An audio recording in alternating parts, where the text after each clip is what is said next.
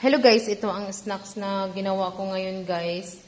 Tapos na yung Ramadan kaya back to normal na kami sa guys, gagawa ng snacks na naman. So piniprito ko na siya guys. Baliktarin na natin kasi nga nag-brown na siya. Simple recipe lang siya guys. Pero napaka-yummy. O diba? Naminto na pala yung ulan dito guys. Medyo uminit na siya. Pero sabi nila na 5 days daw ang ulan. So marami akong ginawa ngayon guys. Kasi ipamigay ko rin sa kapitbahay ng mga kalahi natin guys. Pinay. O diba?